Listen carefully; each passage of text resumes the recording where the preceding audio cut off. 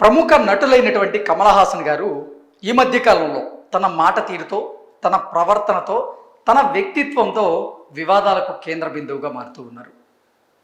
కొన్ని అంశాల మీద ఆయన బోల్డ్గా మాట్లాడుతూ ఉంటారు. అవి కొంతమందికి నచ్చచ్చు, మరికొంతమందికి నచ్చకపోవచ్చు. కమల్ హాసన్ గారు హీరోగా నటించినటువంటి థగ్ లైఫ్ మూవీ ఇప్పుడు ప్రపంచవ్యాప్తంగా విడుదలకు సిద్ధమైంది. ఈ నేపథ్యంలోనే ప్రమోషన్స్లో భాగంగా కమల్ హాసన్ గారు కన్నడ భాషను ఉద్దేశించి ఆయన సంచలనమైనటువంటి వ్యాఖ్యలు చేశారు. ఆ వ్యాఖ్యలు ఇప్పుడు కర్ణాటక రాష్ట్ర వ్యాప్తంగా తీవ్ర దుమారాన్ని రేపుతూ ఉన్నాయి.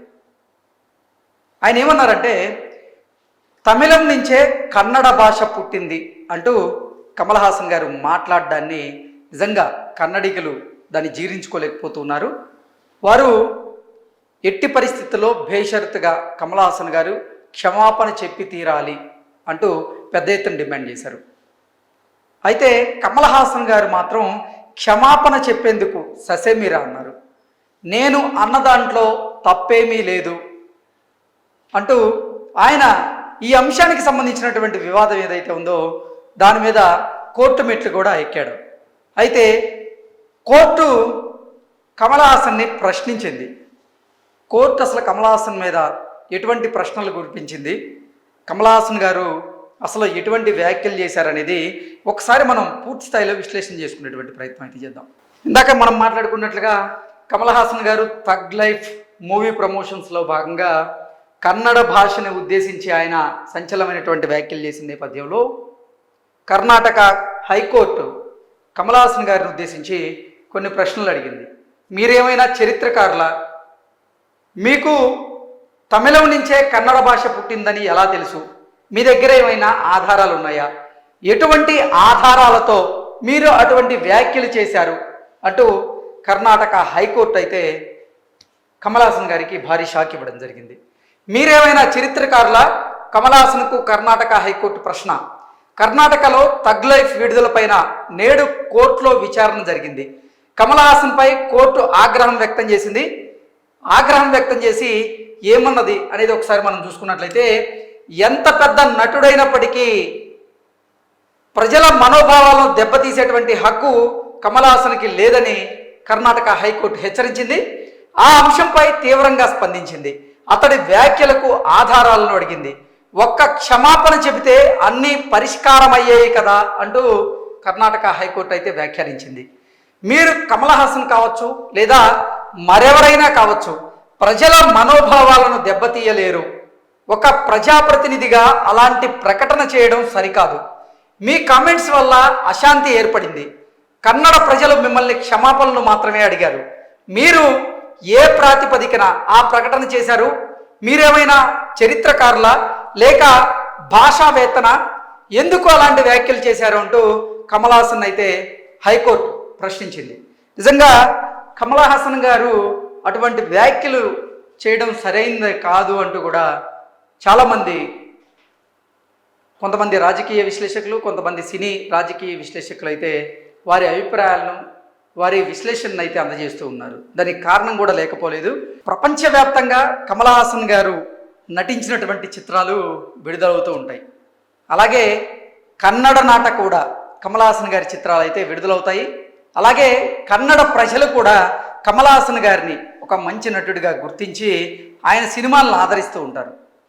అటువంటిది ఇప్పుడు థగ్ లైఫ్ సినిమా ప్రమోషన్లో కమల్ హాసన్ గారు కన్నడ భాషని కించపరిచేలాగా మాట్లాడడం ఎంతవరకు సబబు అంటూ కూడా కన్నడ ప్రజలైతే దీన్ని ఎండగడుతూ ఆయన వైఖరిని క్షమాపణ అడుగుతూ ఉన్నారు. కానీ ఇక్కడ కమల్ హాసన్ గారు మాత్రం క్షమాపణ చెప్పేటువంటి ప్రసక్తే లేదు అంటూ ఆయన అవసరమైతే కోర్టుకు వెళ్తా ఉన్నారు. కానీ Kannada film chamber of commerce ఏదైతే ఉందో వాళ్ళు కోర్టు మెట్లు ఎక్కారు. కోర్టు మెట్లు ఎక్కిన తర్వాత ఆ అంశం మీద ఇప్పుడు కర్ణాటక హైకోర్టు అయితే నిజంగా కమల్ హాసన్ మీద ఆగ్రహం వ్యక్తం చేసింది. ఆగ్రహం వ్యక్తం చేస్తూనే ఆయన్ని కొన్ని ప్రశ్నలు అయితే అడిగింది. అసలు మీరు తమిళ భాష నుంచే కన్నడ భాష పుట్టింది అంటూ ఎలా చెప్తారు? మీరు ఏమైనా చరిత్రకారులా, భాషావేత్త, లేకపోతే అసలు మీకు ఏమన్నా మీ దగ్గర ఏమైనా ఆధారాలు ఉన్నాయా? ఎటువంటి ఆధారాలతో మీరు అటువంటి వ్యాఖ్యలు చేశారు.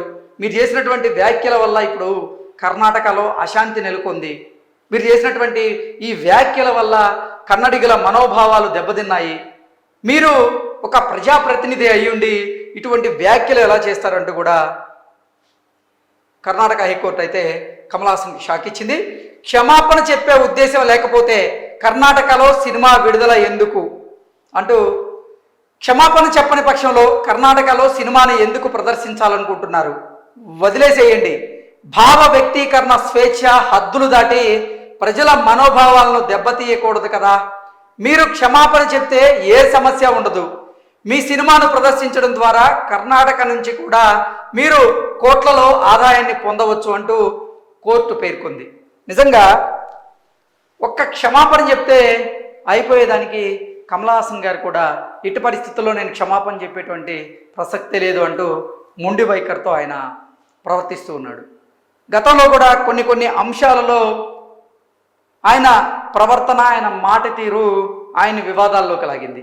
ఇప్పుడు థగ్ లైఫ్ ప్రమోషన్లో భాగంగా ఆయన చేసినటువంటి ఈ వ్యాఖ్య అయితే ఉందో ఇది తీవ్ర దుమారాన్ని అయితే రేపుతుంది కన్నడ నాట. అలాగే కన్నడ ప్రజలైతే కమల్ హాసన్ గారి మీద మండిపడుతూ ఉన్నారు. ఆయన సినిమాని ఎట్టి పరిస్థితుల్లో విడుదల కానియం, అడ్డుకుని తీరుతాం, బేషరతుగా కమల్ హాసన్ గారు మాకు క్షమాపణ చెప్పి తీరాల్సిందే, క్షమాపణ చెప్తే మాత్రం ఆ సినిమాను విడుదలకి మేము ఎటువంటి ఆటంకం సృష్టించాం, మేము కూడా సినిమాను చూస్తామంటూ కన్నడ ప్రజలు అంటే కర్ణాటకలో ఉన్నటువంటి కమల్ హాసన్ అభిమానులు కూడా తెలియజేస్తూ ఉన్నారు.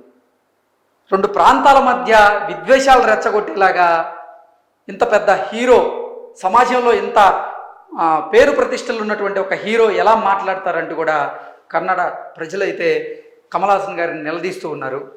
కమల్ హాసన్ గారు ఉద్దేశపూర్వకంగా ఆ వ్యాఖ్యలు చేయలేదని ఆయన తరపు న్యాయవాది కోర్టు దృష్టికి తీసుకురాగా, పరిస్థితుల కారణంగా బాధితుడయ్యే వ్యక్తికి వాటిని సృష్టించే వ్యక్తికి మధ్య చాలా తేడా ఉంది.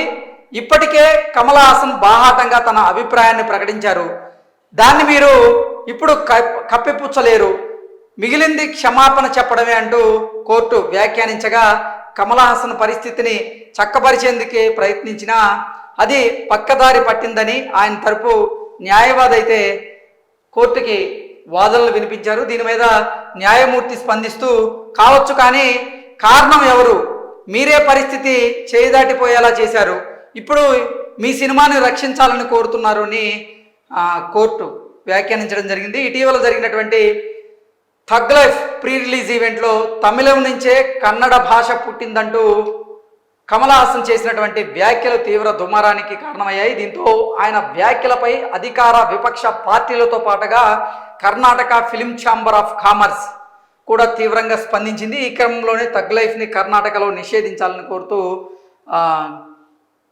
Karnataka film chamber of commerce హైకోర్టును ఆశ్రయించింది. సో ఓవరాల్గా చూసుకున్నట్లయితే ఒక్క క్షమాపణ గనక తాను చేసినటువంటి వ్యాఖ్యలకి కమల్ హాసన్ గారు చెబితే ఈ సమస్య, ఈ వివాదం అనేది ఇక్కడతో సద్దుమణిగేటువంటి అవకాశం ఉంది. కానీ తన వైఖరిని తాను కమల్ హాసన్ మార్చుకునేటువంటి పరిస్థితి లేదు అనేది అయితే స్పష్టమవుతుంది. ఆయన క్షమాపణ చెప్తేనే కన్నడలో ఈ సినిమా రిలీజ్కి మేము పర్మిషన్ ఇస్తామన్నట్లుగా కూడా కోర్టు అయితే తెలియజేసినట్టుగా ఈ వార్త సారాంశంగా మనం విశ్లేషణ చేసుకోవచ్చు. ఏది ఏమైనప్పటికీ ఈ మధ్యకాలంలో చూసుకున్నట్లయితే కమల్ హాసన్ గారు తన మాట తీరుతో వివాదాల్లో అయితే చిక్కుకుంటూ ఉన్నారు. ఒక ప్రాంతానికి సంబంధించి, అలాగే ఒక ప్రాంత ప్రజలకు సంబంధించినటువంటి మనోభావాలను దెబ్బతీసేటువంటి అధికారం, ఆ హక్కు ఎవరికీ ఉండదు. ఎందుకంటే తమిళ భాష అంటే కమల్ హాసన్ గారికి ఇష్టమైతే తమిళ భాష మీద తనకున్నటువంటి ప్రేమను చూపించవచ్చు. కానీ ఇతర రాష్ట్రాలకు చెందినటువంటి భాషలని నేను అవమానపరుస్తాను అంటే మాత్రం అక్కడి ప్రజలు ఊరుకునేటువంటి పరిస్థితి ఉండదు అంటూ కన్నడ ప్రజలైతే బల్లగుద్ది చెప్తూ ఉన్నారు. ఇక కమల్ హాసన్ గారు ఏ నిర్ణయం తీసుకుంటారు? ఆయన బేషరతుగా క్షమాపణ చెప్తారా, లేదంటే అసలు ఆ సినిమాని అక్కడ విడుదల చేయకుండా ఆపుతారా? ఆపితే మాత్రం ఇప్పటికే థగ్ లైఫ్కి సంబంధించినటువంటి నిర్మాతలు ఎవరైతే ఉన్నారో తీవ్రంగా నష్టపోబోతున్నారు అనేటువంటి వార్త సోషల్ మీడియాలో చక్కర్లు కొడుతూ ఉంది. నిజంగా కనుక కన్నడ నాట థగ్ లైఫ్ కనుక విడుదల కాకపోతే కోట్ల రూపాయల నష్టం అయితే వచ్చేటువంటి అవకాశం స్పష్టంగా కనిపిస్తూ ఉంది. Thank you so much.